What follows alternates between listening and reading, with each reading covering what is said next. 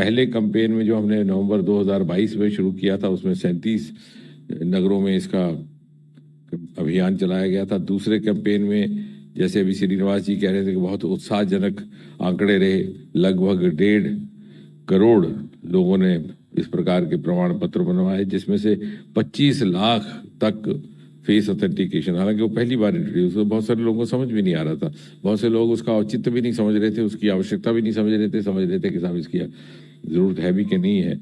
और 90 वर्ष की आयु से अधिक लगभग 31,000 हमारे ऐसे पेंशनर्स हैं और मेरे ख्याल से 15,000 या 10,000 है जो 100 वर्ष से ऊपर है। और उनके लिए तो ये सुखद समाचार ये भी है कि उनको पूरा वेतन मिलता है पेंशन के तौर पर। So there is an incentive to live up to 100। और इसके लिए आपने अपनी स्वास्थ्य की देखरेख करनी है, वो भी एक जिम्मेवारी है।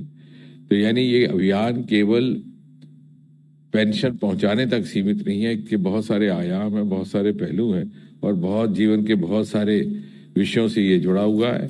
और इस कैंप में भी 785 जिला यानी 750 से अधिक और ग्रामीण डाक सेवक।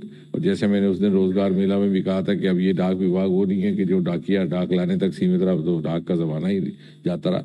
लेकिन आधुनिक युग में जिस प्रकार से इन्होंने, और इनकी अनेकों इस प्रकार की, वो सुकन्या समृद्धि है आपका, और इस प्रकार से महिला सेविंग सर्टिफिकेट, यानी डाक विभाग और कुछ भी क्या कर सकता है वो हुनर दिखाने का भी इनको अवसर अब मिला, क्योंकि पहले ज्यादा वक्त चिट्ठियां बांटने में जाता था। तो मुझे, और साथ ही साथ जो प्रधानमंत्री अक्सर ये कहा करते हैं होल ऑफ गवर्नमेंट, तो होल ऑफ गवर्नमेंट अप्रोच का भी एक ये नमूना आपके सामने पेश हुआ है, जो बाकी सबके लिए भी उनके कामकाज में एक उदाहरण का विषय रहेगा। तो इन्हीं चंद शब्दों के साथ हम ये 1 महीने का अभियान संपन्न करेंगे।